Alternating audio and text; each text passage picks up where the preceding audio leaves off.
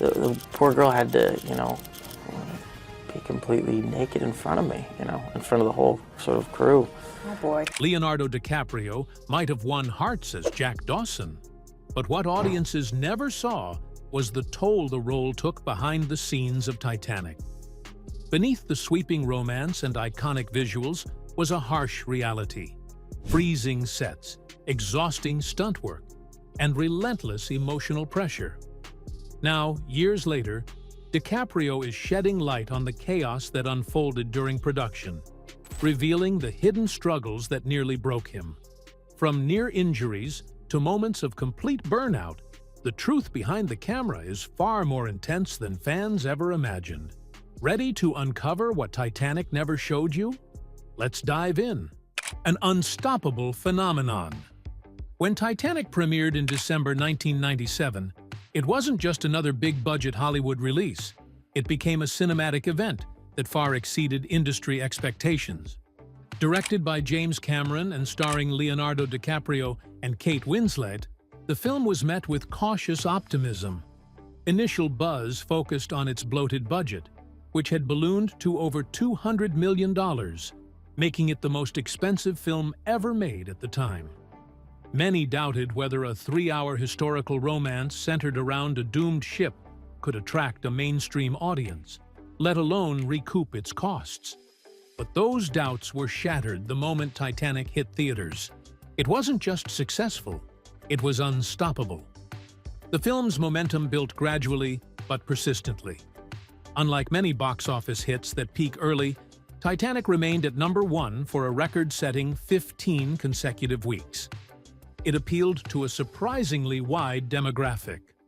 Older audiences admired its historical attention and craftsmanship, while younger moviegoers returned again and again for the romance and spectacle. Teenage fans, particularly those drawn by DiCaprio's breakout performance as Jack Dawson, played a major role in the film's repeat viewing phenomenon. This crossover appeal was rare. Romantic dramas and disaster films seldom found shared success across age groups. Yet Titanic blended genres so seamlessly that it became nearly universal in its emotional resonance. Titanic stood out not only because of its commercial success, but also because it changed the game as far as defining what a blockbuster could be. There were no superheroes or fantasy creatures at play. It relied solely on character development, emotion, and historical immersion. Intimacy, along with grandeur, gave the story heart and scale. The critical skepticism of Cameron's ambitious vision was washed away with epic storytelling and technical mastery that the film offered. By the time the Academy Awards of 1998 rolled around, Titanic had clinched 11 Oscars, including Best Picture and Best Director, tying the record with that set by Ben-Hur.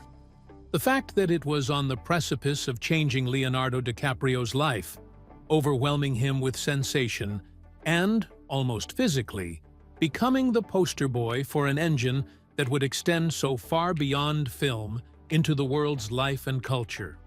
From that one film will come merchandise and soundtracks and parodies and dissertation topics. At the time, the fact that DiCaprio wasn't nominated for an Oscar for his role created outrage in many circles, but, of course, his image became iconic. The embrace of this motion picture not only raised the very definition of how far a film could go into success, it was also the point when DiCaprio's career took an irreversible turn. The global spotlight was blinding, but what came next pushed DiCaprio to the brink, both physically and mentally. The relentless cold. One of the most grueling and underappreciated challenges Leonardo DiCaprio faced during the filming of Titanic was the unrelenting cold. Much of the movie's iconic imagery, Jack and Rose clinging to wreckage, characters submerged in icy water, or the haunting plunge of the ship's stern, wasn't crafted with special effects alone. James Cameron insisted on authenticity wherever possible, which meant actors spent extended hours in frigid water tanks and on sets kept at chilling temperatures. DiCaprio later recounted moments on set, when he couldn't feel his limbs due to prolonged exposure to cold water, calling the experience physically and emotionally draining. The numbness was real, not acting, and it took a genuine toll on his body and endurance. The production built a massive water tank in Mexico to simulate the sinking's aftermath, and Cameron deliberately kept the water temperature low to reflect the freezing conditions of the North Atlantic. DiCaprio and other cast members were often submerged for hours during long takes and retakes, with little insulation between their skin and the icy water. DiCaprio, still in his early 20s at the time, admitted in later interviews that the cold was so intense it bordered on torture. Crew members were standing by with blankets and heaters, but these offered little relief in between takes, especially during night shoots that extended into the early morning. In order to create a real effect of hypothermia, makeup artists made use of prosthetics, and then visual effects were added in post-production. But many of the shivers were caused by the actual pain in the body. Refused to wear wetsuit in many important scenes, with a possible disadvantage of continuity in action and movement, DiCaprio instead endured water in period-appropriate costumes, which, once wet, became heavy and further dropped the body temperature. This degree of commitment led to chattering teeth, constant fatigue, and a kind of languor that seeped into his performance. The added exhausted desperation seen in Jack's last moments will be the example for everyone. Working in such cold conditions affected not only the physical comfort of the set crew members, but really impacted the entire atmosphere within the set. The emotional tone of the scenes, shot under freezing conditions, pulled themselves into the immediacy register, imparting to the film an unassailable sense of reality. Those instances for DiCaprio were not merely work-related issues. They were landmarks of his development into an actor. They taught him the price of realism and paved the way for the extreme, immersive roles he would go on to seek later in his career. If the biting cold of Titanic was, in a technical sense, one of the elements that the cast and crew had to deal with, it was in truth a sculpting force that shaped one of the most memorable performances in cinema history. Stunt work gone wrong. While Titanic is widely remembered for its sweeping romance and breathtaking visuals, the film's intensity behind the scenes was often far less glamorous. For Leonardo DiCaprio, much of the danger wasn't acting, it was real. Although stunt doubles were used for some of the more hazardous sequences, DiCaprio performed many of his own stunts, especially those involving the chaotic escape from the lower decks as the ship flooded.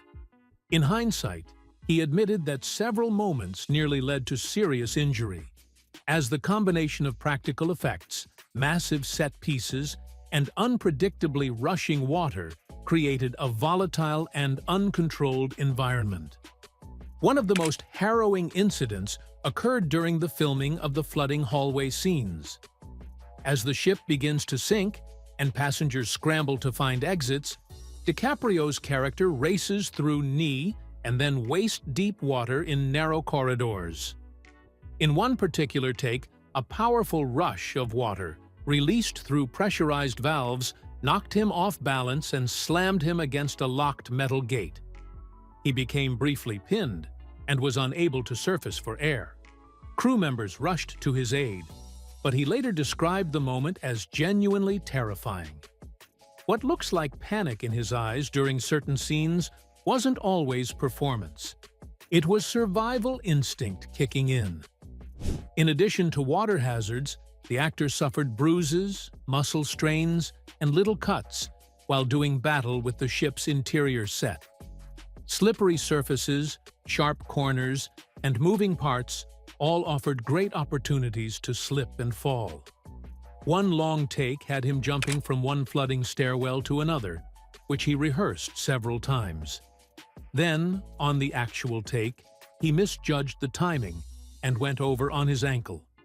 Not enough to stop shooting, but rather he had to limp through some later scenes, cleverly masked by the production team in post. Clashing with Cameron. Leonardo DiCaprio's collaboration with director James Cameron on Titanic was a complex and, at times, contentious relationship marked by creative differences and contrasting working styles. While Cameron had already earned a reputation as a meticulous, high-intensity filmmaker from his work on Aliens and Terminator 2, DiCaprio came into the project with a more intuitive, free-spirited approach to acting.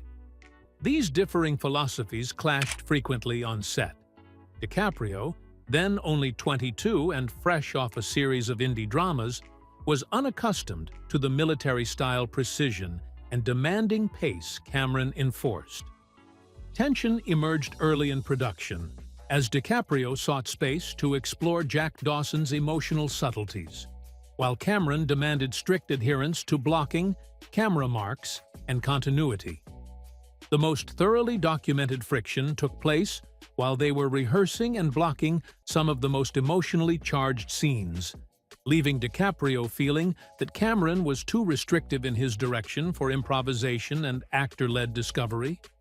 According to crew accounts, DiCaprio occasionally pushed back on how to read lines or do things technically if it compromised spontaneity in the character. Cameron, who doesn't suffer foolishness gladly, wasn't likely to be amused by such behavior from an actor he probably felt had yet to prove much on a movie of this scale. Once, during a debate over how Jack should handle a tense moment aboard the sinking ship, voices were raised and production halted briefly as Cameron resorted to redoing the scene in his way. Despite their differences, both of them finally give recognition to the talents of each other. Cameron accepted that DiCaprio has brought a sort of coltness, hetero-male vulnerability to Jack Dawson to put the role above and beyond the script.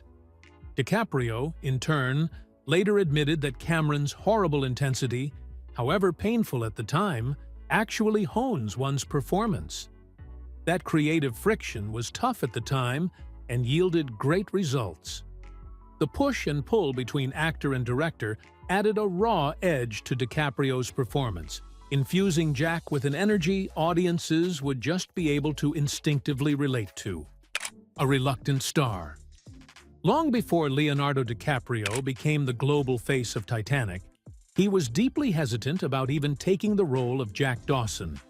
At the time, DiCaprio had built his career on indie films and emotionally complex characters, like in This Boy's Life, What's Eating Gilbert Grape, and The Basketball Diaries. He had gained critical acclaim and a devoted following, but the idea of headlining a mainstream romantic epic didn't appeal to him. According to interviews from that era, DiCaprio was wary of being cast as just another heartthrob. He feared that Titanic, with its grandiose love story, might pigeonhole him into a type of role he was already trying to avoid. Not even his low points could deter James Cameron from his unwavering belief that DiCaprio was the only one suited to convey the right mix of youthful charm and deep character for Jack Dawson. Cameron asked him to read together with Kate Winslet, who had already been cast, and the chemistry test became history. Winslet had said how at first DiCaprio went through the audition with an easygoing attitude, until he sensed Cameron wasn't just going to hand him the role. When DiCaprio stepped reluctantly into the scene, he and Winslet emitted some energy that was simply undeniable. That moment sealed DiCaprio's casting, and thus began the long friendship of the two actors which has lasted for decades. DiCaprio really did not know what direction Titanic would take even after he agreed to do the role. He was not convinced either about the overly romantic quality and that it would even appeal to a contemporary audience. He would, however, later admit that he did not grasp the full extent of what Cameron was attempting to create. The script had an air of classicism, even melodrama in places, something that DiCaprio had more or less habitually evaded. But ultimately, he was won over by the reputation for daring and the power of Winslet's commitment. He joined the project without certainty, but was ready to throw himself into the role with integrity. An unscripted legacy. While much of Titanic was painstakingly storyboarded and executed with precision, some of its most unforgettable moments came from spontaneous choices, decisions made in the heat of filming that went far beyond the script. Chief among these was Leonardo DiCaprio's now legendary line, "I'm the king of the world." The line wasn't in James Cameron's original screenplay, but was improvised by DiCaprio during filming on the bow of the ship. Cameron liked the energy it brought so much that he kept it, and the line went on to become not only the film's most quoted phrase, but a pop culture anthem. Its spontaneity captured Jack Dawson's raw, youthful exuberance, cementing the moment as one of the most iconic in cinematic history. Not just once, DiCaprio's instincts came in handy in creating the film. In a number of emotionally loaded scenes, he is said to have changed or softened the movie's words to feel more real from his character's viewpoint. Rather than sticking strictly to the script, he brought a naturalism that made Jack's love for Rose and his awe of the world come across as believable. Though Cameron is known for his meticulous control over every frame, he would also recognize that DiCaprio's intuition would be the key factor in making Jack a living character, rather than a romantic caricature. Their collaboration and, at times, electricity allowed those moments of improvisation to become etched as defining features in the progression of the film. On the character's personality and artistic edge, it was DiCaprio who contributed behind the scenes. He called on his subtle intuition, how Jack held his sketchbook, how he glided with his eyes over people. Things never entered in the script, but that could add backstory and richness to the character. DiCaprio also offered up some impromptu ideas during rehearsal to crack up the directing team. Ideas that fine-tuned Jack's unkempt appearance and rapier wit.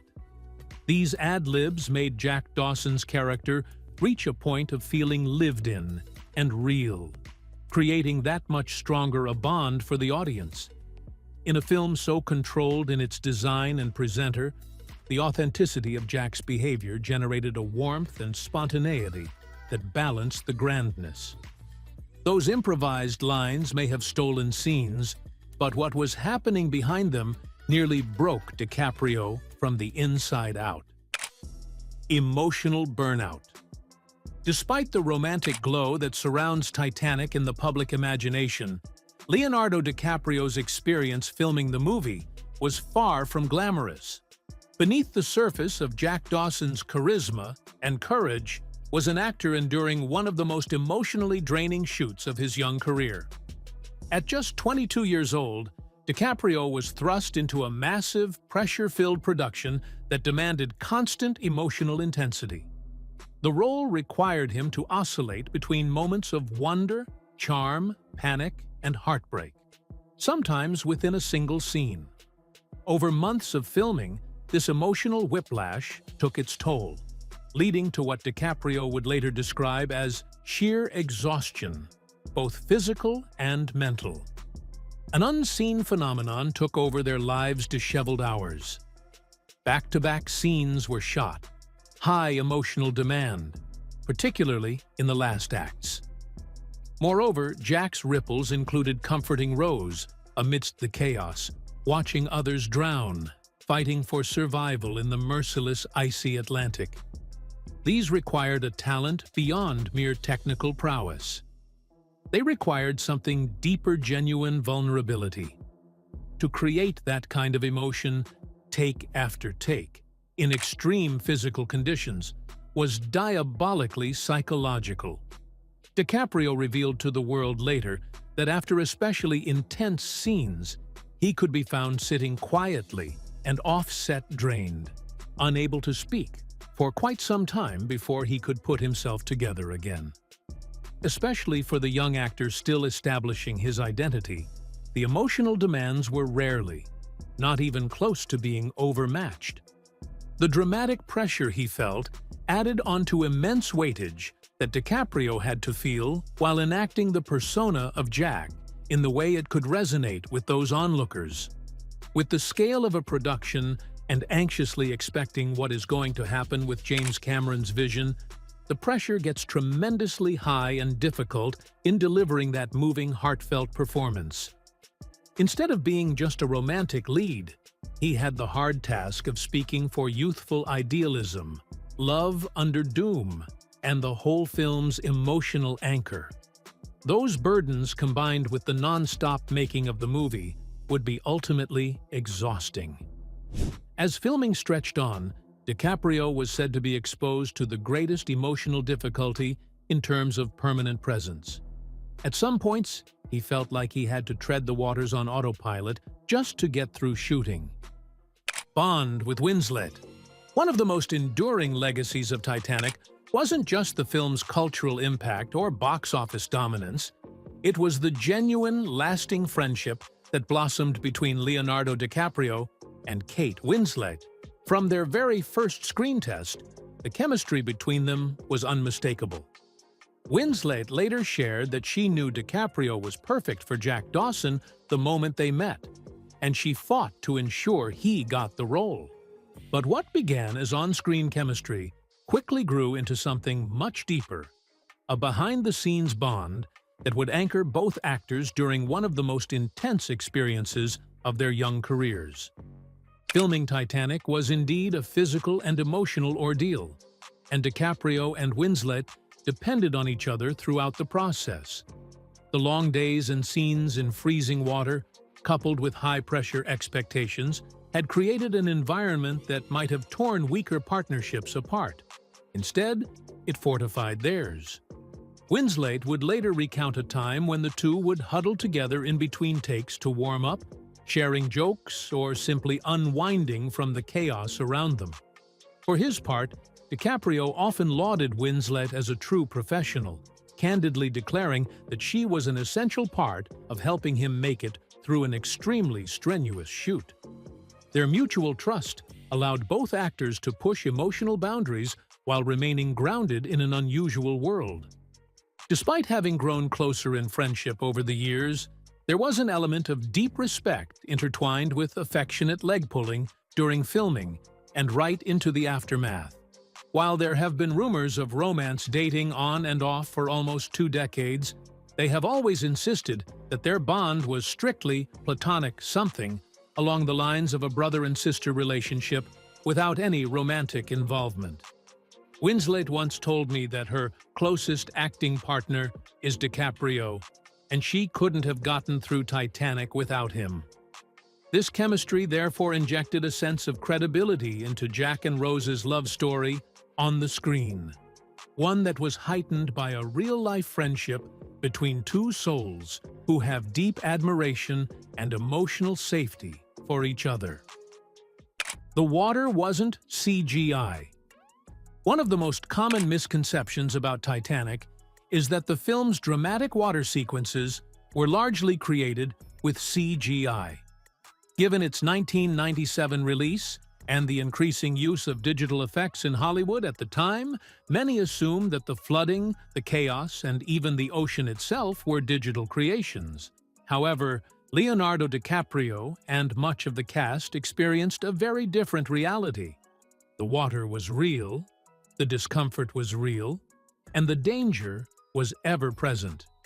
Director James Cameron, known for his obsession with realism, insisted on using practical effects whenever possible, especially when it came to simulating the disaster's terrifying water elements.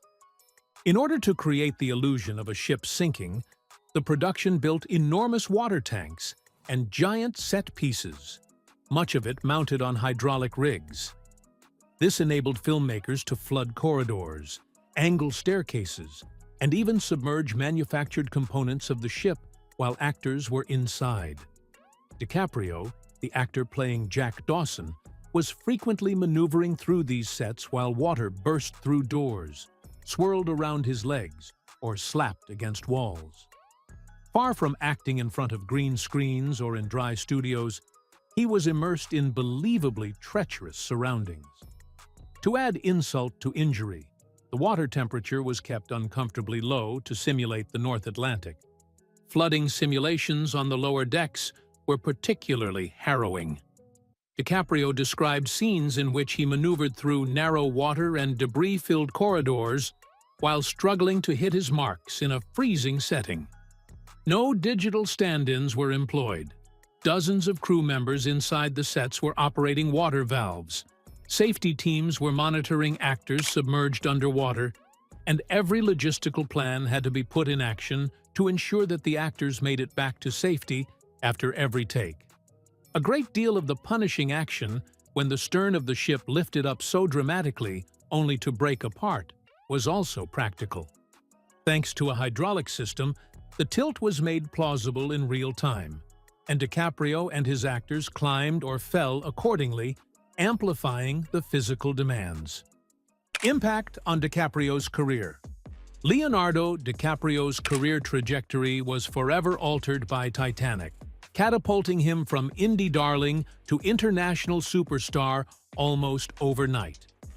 Prior to the film, DiCaprio was best known for emotionally rich, smaller-scale roles in critically acclaimed dramas.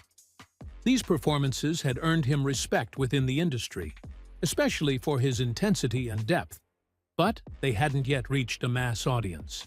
Titanic changed all of that.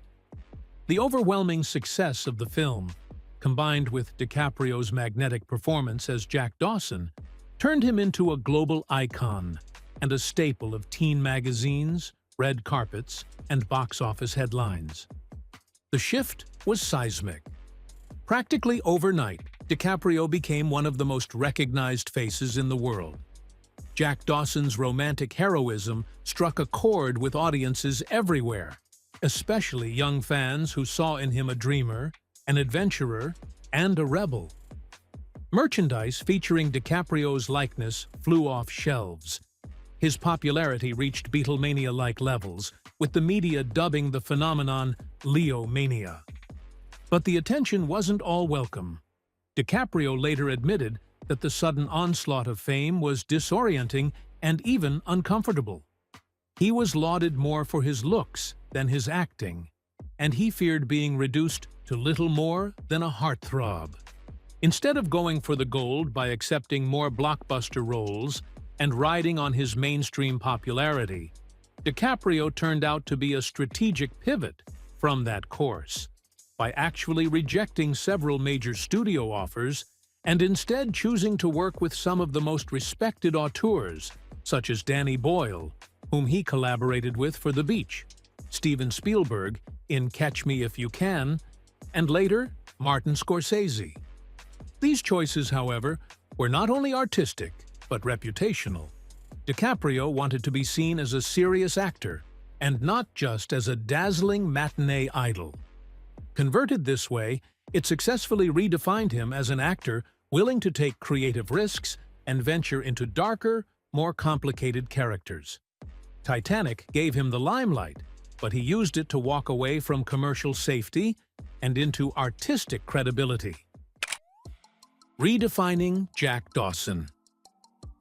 Over the years, Leonardo DiCaprio has revisited the role of Jack Dawson with a level of reflection and insight that reveals how deeply he connected with the character, and how much more complex Jack was than many fans initially realized. While Jack is often remembered as a charming, selfless romantic lead, DiCaprio has spoken about the subtle layers he worked to bring to the role beneath the surface. Jack wasn't just a boy in love.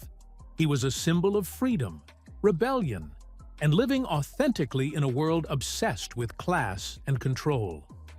DiCaprio has noted that what drew him to the character, despite his early hesitation to take the role, was Jack's unwavering sense of self, his ability to see beauty in the world, even in the face of adversity. Later, when asked to describe Jack, DiCaprio said that Jack was one who knew who he was, and that came up as the real difference between him and every other character moving around on the Titanic. For Jack, everything that made people who they were didn't mean a thing, be it money, class, or society. The things he really valued were humbler in intention. Power and wealth had no place in the pursuits. He had experiences and arts along with human intimacy instead. That made him not only the emotional anchor of the story, not just for Rose, but for the audience too. DiCaprio had deliberately underplayed Jack at times to impart a sense of steadiness and of being a stabilizing force in the turmoil and falseness of this world, which was what Rose was trying to escape. I think, in hindsight, that it did help in terms of making Jack more relatable to the viewer, he said. In recent interviews, DiCaprio has also acknowledged how Jack served as a transformational catalyst in Rose's life. Most noticeably, Rose's character arc involves growth, but it is Jack's emotional courage and ability to live beyond fear of judgment that incite her awakening. DiCaprio saw Jack as a man who seized the moment, representing freedom from convention. Rare not only within the movie's context, but beyond into society at large. In that sense, Jack was not just a romantic lead, but a quiet revolutionary against the notion that worth comes from wealth or status. He may have redefined Jack Dawson on screen, but what happened after the credits rolled turned DiCaprio into something far bigger than a character. Legacy beyond the screen. The legacy of Titanic didn't end with its closing credits. It expanded far beyond cinema screens, embedding itself into pop culture, fashion, music, and even public consciousness. For Leonardo DiCaprio, the ripple effect of the film's success was unlike anything Hollywood had seen. The film became a global cultural event, inspiring everything from parodies and tribute performances to academic essays and high school curriculums. It wasn't just a movie, it was a movement, and DiCaprio found himself at the center of it. Jack Dawson, the character he initially hesitated to play, became a symbol of youth, love, and sacrifice. Audiences across continents saw the story as more than historical fiction. They saw it as a modern myth. The music really did help with the film bringing out the emotions. Celine Dion's famous rendition of "My Heart Will Go On," the film's very heart-wrenching theme, almost became akin with the image of DiCaprio, which further grounded his face as that of Titanic. Monotonous telecast of the song on television with Jack Rose visuals introduced the movie's story even to some non-viewers. The figure of Leo, hair tousled and sad expressions gliding, became a part of cultural wallpaper in the late 90s. Countless teenagers hung posters of him on their walls, imitating his every move and memorizing his lines. For many, Jack was not merely a character, he became a manifestation of dreams above reality. DiCaprio caused quite an upset in terms of the fashion possible from the film. His 1912-inspired get-up, a blend of suspenders, wool vests, and high-waisted pants, inadvertently influenced the fashion trends of the late 1990s. Style guides using Jack Dawson appeared in magazines, while replicas of the costume began to proliferate among fans. The last but not least was the fact that Titanic would renew 20th-century interests in wrecked ships and their stories. Even museums where the real RMS Titanic was exhibited saw record attendance from visitors. DiCaprio's very immortal visage would now serve as the introduction to an entire generation being molded to maritime history. So, what do you think fans missed the most about Titanic? Drop your thoughts in the comments below. We'd love to hear them. If you enjoyed this deep dive, give us a thumbs up, hit that subscribe button for more behind-the-scenes revelations, and don't forget to check out one of the 2 videos on your screen now. You won't want to miss what's coming next.